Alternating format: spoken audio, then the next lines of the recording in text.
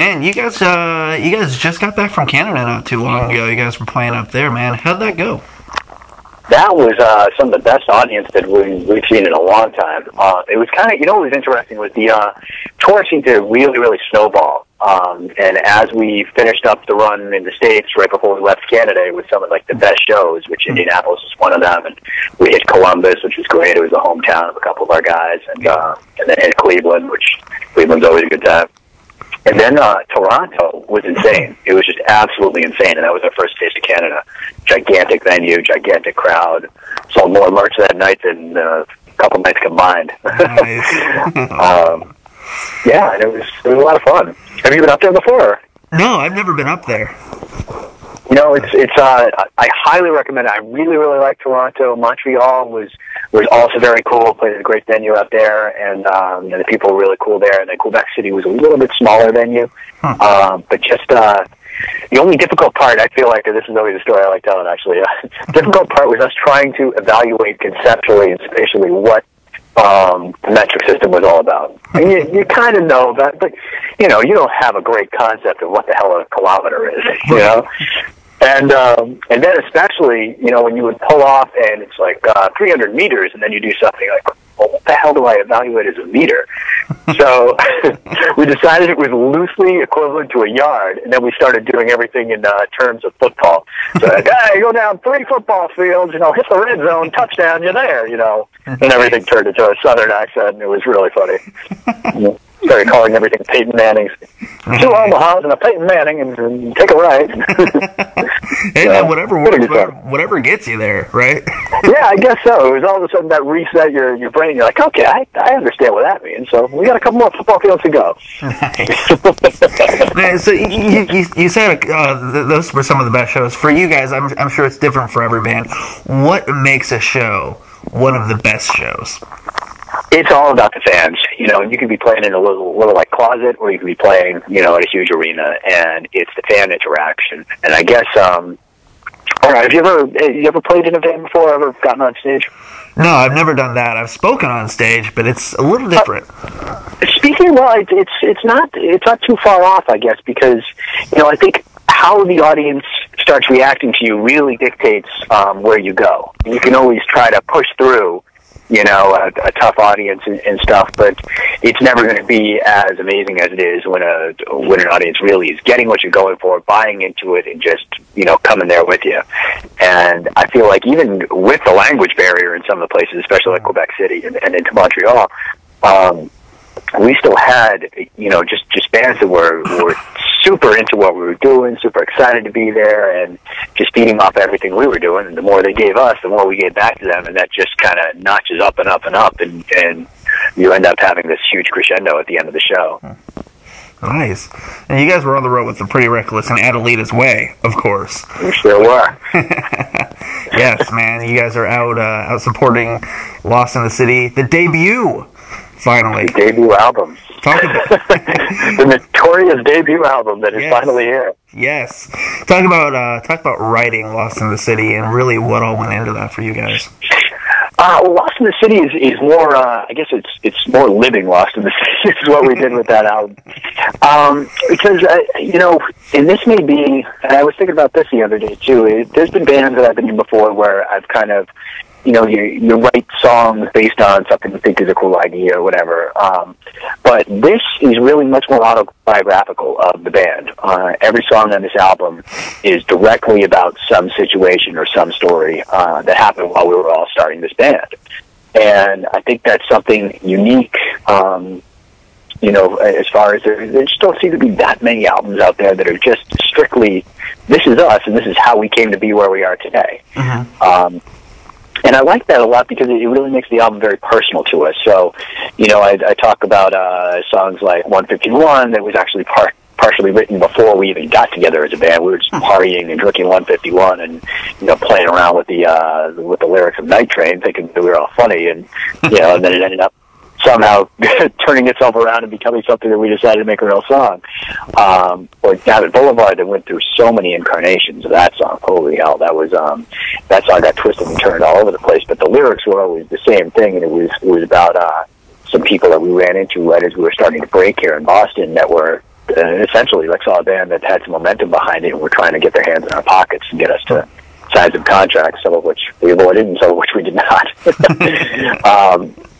But it's really kind of like our screaming in the wind about, you know, all the stuff that we've gotten ourselves into and the people that, you know, why on earth are you trying to take advantage of us? We're, you know, working hard trying to do this stuff. You know, what type of person sees that and then tries to, you know, steal from those people?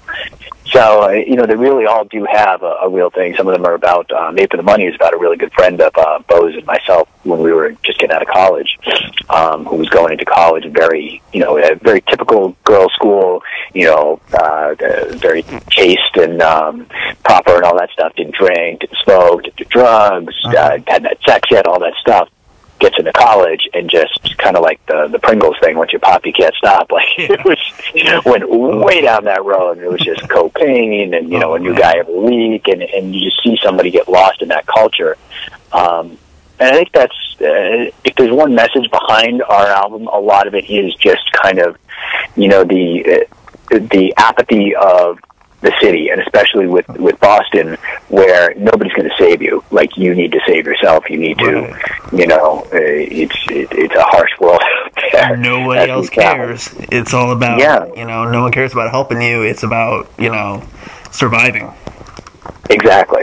Yeah, and that's really where the title comes in and everything, where, you know, we always felt very much an us against them mentality. You know, even in the city, you know, we would get good shows, but, you know, it was we were the only band that sounded like us. There was one other band that we liked a lot that kind of sounded like the Dead Boys from Cleveland mixed with Iggy Pop, and we liked them a ton. Nice. But that was it. That was as close to rock and roll as you got here. Everything else was much more, you know, college kids just bringing their dorm room down and playing, you know, Dave Matthews covers and that kind of stuff. More alternative style stuff. Yeah, and it wasn't even, it was more just, the booking agents got lazy for a while in this town, and they're a lot better now, but for a while it was just, hey, can you bring 25 people? I don't care if you suck. If you can bring 25 people, meaning like if you're a freshman and you can bring your whole dorm room down here, you get a gig. Wow. And it really messed up the scene because you'd have bills put together that just made no sense. And nobody would stay to like grow a venue, grow a scene, grow other bands. They just march in, they'd watch their friend play, and then take off. And then the next group would march in and, you know, watch their friend play and take off. And there was no walk-in crowd anymore because everyone expected everyone to be awful, you know, and just kind of like hacked up there playing just for the hell of it. Wow. And it really hurt the scene for a long time. And now there's a lot more clubs that are starting to open up. There's the St. Clair's opening up. There's supposed to be there's a place called Radio that got shut down, and they're looking to pass and get a venue called Thunder Road, which I love Bruce Springsteen, so I think that's awesome. So they're looking to open up a lot more of these venues, trying to just get the balls back into Boston. It kind of dropped out of there for a while.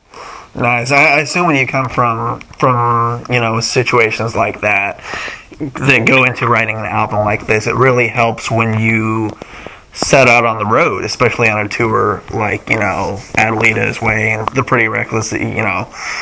It really helps you grow a lot before going out on a tour like that, because you know how to survive, you know how to do it all on your own, whereas if you have everything handed to you and everything's easy, you're going to fall apart when you get out there. Yeah, well, I think that's another good point, is that we, you know, even though we're a new band on the scene as far as, you know, nationally is concerned, we're not, you know, that green around the gills. Sometimes we played a little green around the gills to get out of trouble. We don't know what we're doing. You know, this is our first, you know. But that's usually for us, and hopefully no other tour managers will listen to this. But usually that's kind of an act, just to kind of get our, you know, our sea legs there and see, you know, what we can get away with and what's going on. Right. Every new band does that from time to time. So. Yeah, you just kind of take the temperature of the room and see what's going on. But it's you know, it's funny too. Like when we were out, we shared our dressing room most nights with Adelita's Way, and I think the first week or so they didn't know what the hell to make of us. There were these, like, you know, 5 guys just that would crash into the you know, the dressing room every night, all in chaos and run around all excited and like drink all their beer, and and it became like a running joke. And we started feeling bad for drinking all their beer, so we'd bring whiskey in. It was always the cheapest whiskey we could find. We thought that was a funny running joke. So we got Rich and Rare, and before that we had Black Velvet or Blue Velvet, Black Velvet, I think. It just god awful plastic bottle stuff, but we thought it was funny. And what was even funnier was that part of the reason we were doing that too was because the tour manager for the Pretty Reckless, had said, "Yeah, I'll take care of you guys. You guys beer, guy." But a lot of times we didn't get it until after our set, which was totally reasonable in any other world except for ours, right. Where we're like, "Oh, well, we got to have something," so we bring bottles and stuff. And I think poor Luke, the tour manager, realized, if I don't get them beer quickly, they're going to go to whiskey. And I'm going to have a bigger problem. So all of a sudden, we started getting beer sooner and sooner. It was really funny, though. I think we kind of ended up being like the pain-in-the-ass little brothers on that tour. But when we left for 2 weeks to get everything ready to go for our album release, and then came back, everybody was like, "Oh my God, we're so happy you're here!" Like, it's your little brother's a pain in the butt until he's gone, and then you miss him. Man, to be the wild one out of the Pretty Reckless and the Adelita's Way, that's an accomplishment, because those two bands, they know how to party. Well, I think it was good that we came in there and gave a shot in the arm to some of the stuff, and they certainly gave us a shot in the arm for certain professionalism and things, and it's good. You take something from everybody, and we've always been that kind of, I guess, not really intentionally, but just unintentionally, really reckless band. Kind of to the detriment of our band on many times. It's the dynamic of it, and at this point, we just kind of go with it. Somehow everything always works out for us. I don't know, it's knock on wood, but, we come in with no exit strategy, and somehow things go well. And, I think we do that same thing on stage where everybody's flying around. I mean, Alex fell in the photo pen in New York City. Like, I crashed into God knows how many things because we were dealing with stacking those sets and stuff like that. So, actually, I blew out my shoulder in, where the hell were we? In, I want to say Chicago. It was Myrtle Beach, because our drummer is Andrew Merkel, and we were calling him Merkel Beach, and we thought that was really funny. But anyway, so I dislocated my shoulder in the middle of the set. When we were doing our cover of Mr. Brownstone, I came running on stage, jumped with my microphone stand, and did like a big fist pump, and just shoulder came out of socket. I was terrified, and my mind's reeling like, where the hell am I going to go to the hospital out here? What's that going to mean? I think we're playing the next night or 2 nights after that. Like, how are we going to get to the next place? Whatever. All this stuff is going on, and I'm still singing because I grew up listening to Guns N' Roses, and I know those songs by heart. I could be doing anything and be singing those songs. So here I am thinking about all this, and I rotated my forearm, and it just popped back in. And I mean, I don't know if you ever had like one of those injuries. You think like, oh, it feels so much better because it's back in the socket, but really, you're done for a good week and a half of moving that arm. So. Yeah, it's just some wild stuff. We Alex has mystery injuries every night. He wakes up the next morning like, why does my knee hurt? And then we'll go back, and if there's a videotape of it or something, we'll go, oh, remember the time that you fell over the drum set? That's probably, that'll do it. But what was cool is I feel like that energy kind of translated over into pushing the next band, Adelita's Way, and then they had to bring it even more, which they did, and then that pushed the Pretty Reckless. And every night it was just everybody was trying to outdo what everybody did the night before. Nice. And, it just made for a better show night after night after night. Everybody was trying harder. And I think it's great for the audience. Yeah, I was going to say, the winner in the end is the audience because they get the best possible show that you can get. It really is. I mean, that's the point of touring, I think. One of the points is try to outdo the other band, push them to put on a better show, and they push the next band.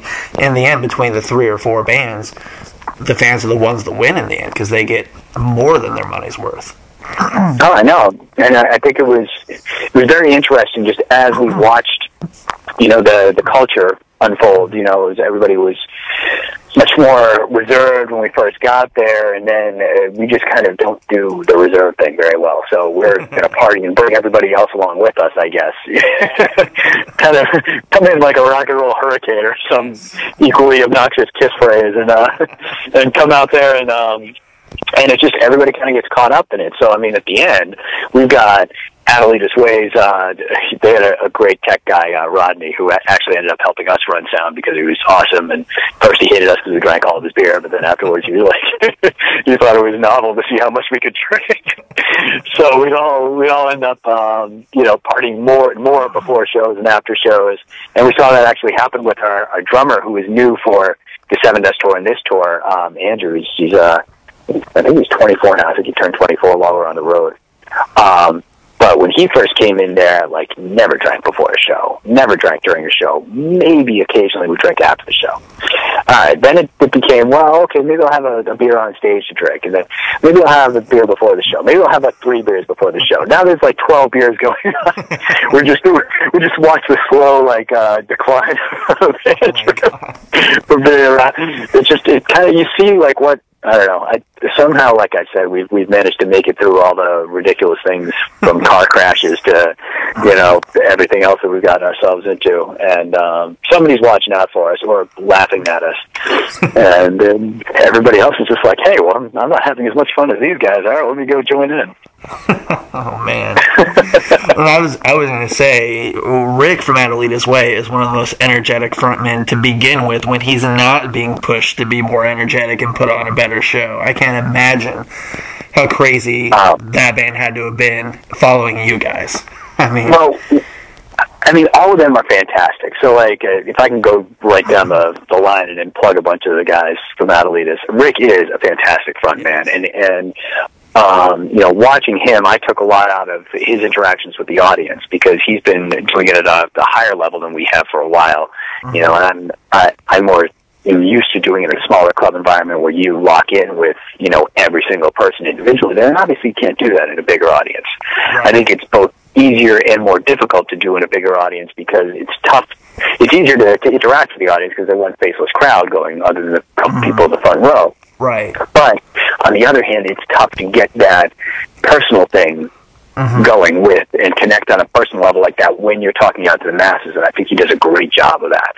And vocally, he just absolutely kills it every night, and and what a great guy too. He's out in Las Vegas. My girlfriend and I are heading out in Las Vegas in the beginning of January to go take a look at some places out there, and we're going to meet up when we're out there. We just became really good friends. So he's an awesome guy. Rob, their guitarist, is phenomenal.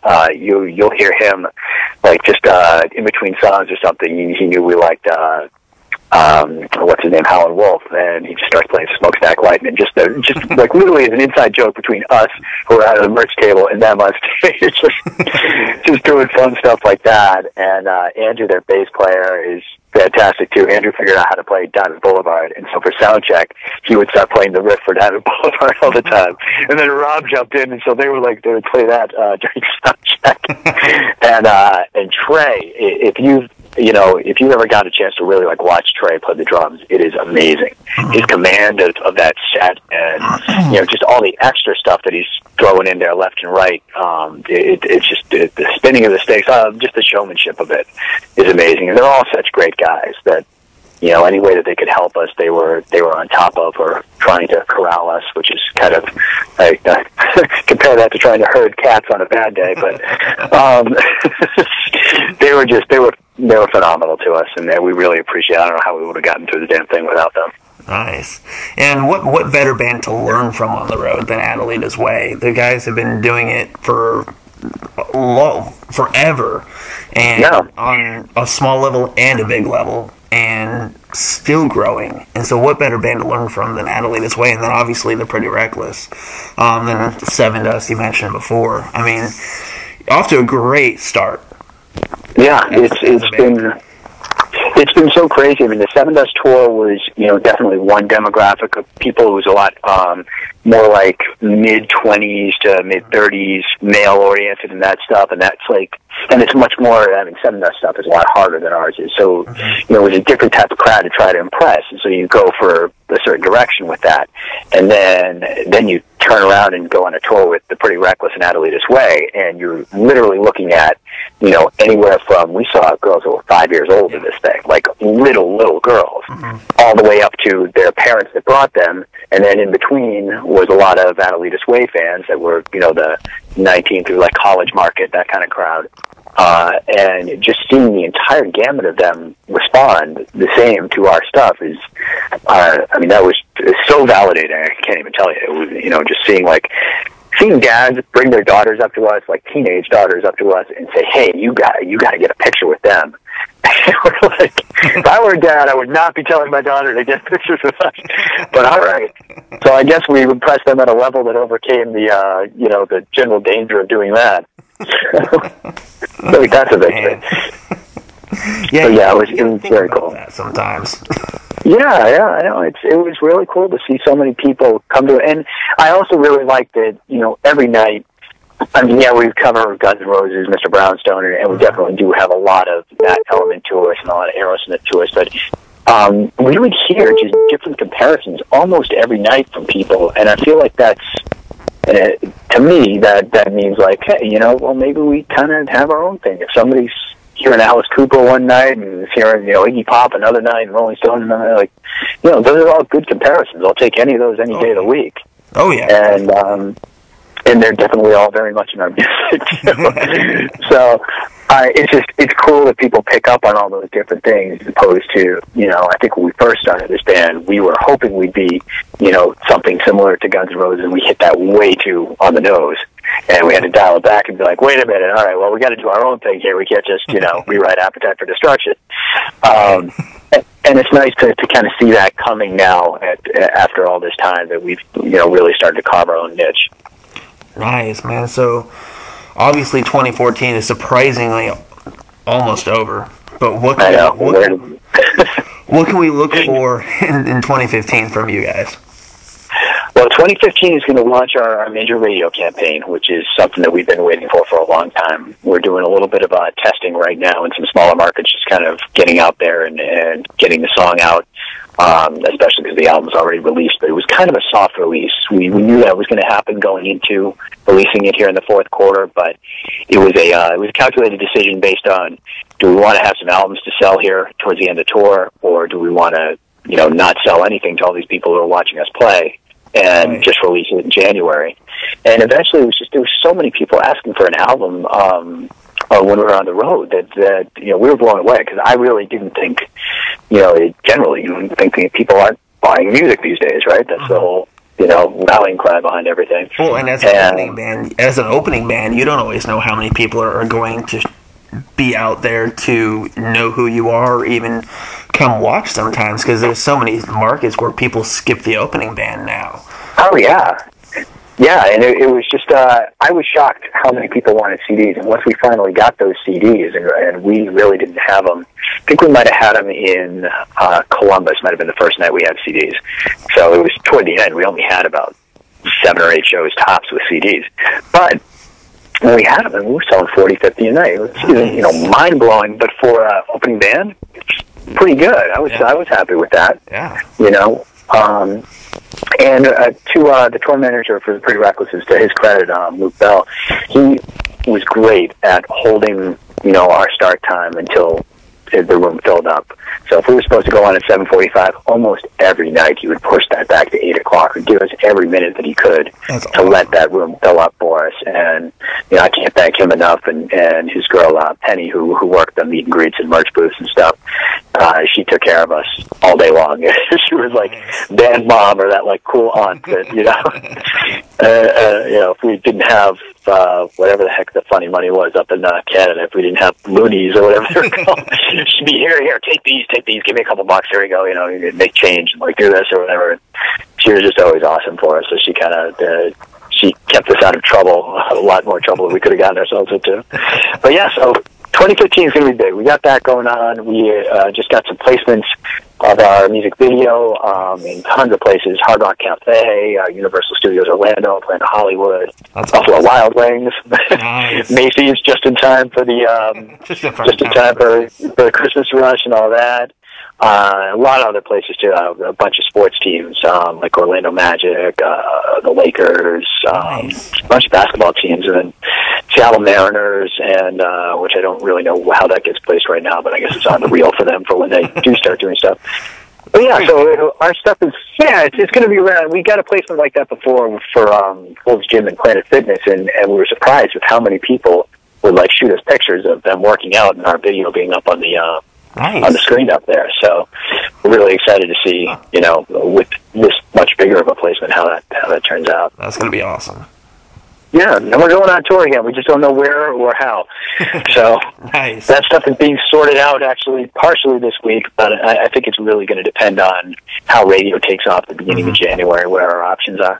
Well, I mean, nothing says Macy's Christmas shopping like Crash Midnight.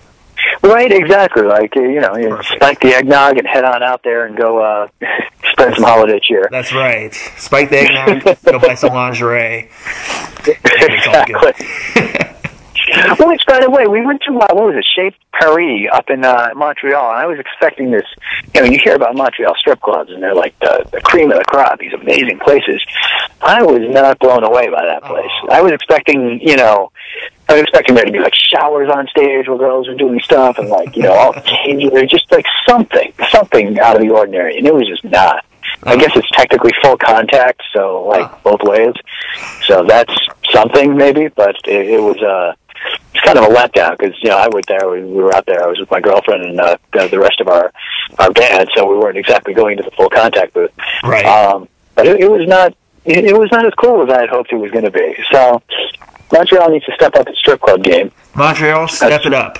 They're coming back. That's what I took away from that. Yeah, we're coming back, and we expect a better show. That's right. Revamp the entire thing. Close down and reopen. We've got some ideas, so let us know if you want some. Awesome, man. Thank you so much for taking time today. I appreciate it. And it's been no worries. It's been a lot of fun, and hopefully we can catch up in person and do an interview in person, and because that'll be even more fun. So yeah, for sure. Like definitely, you'll have a lot more fun with our person interviews because we we open up all the beer that they gave us, and then we just keep going until the interview is done. Oh, nice. Well, you guys got to get that's the way we go. Guys got to get back to Indianapolis then, or the surrounding areas. So we sure will. Awesome, man. We'll see you on the road, and hopefully in 2015. All right. Take care, Reggie. Awesome, man. Take it easy. Bye-bye. See ya.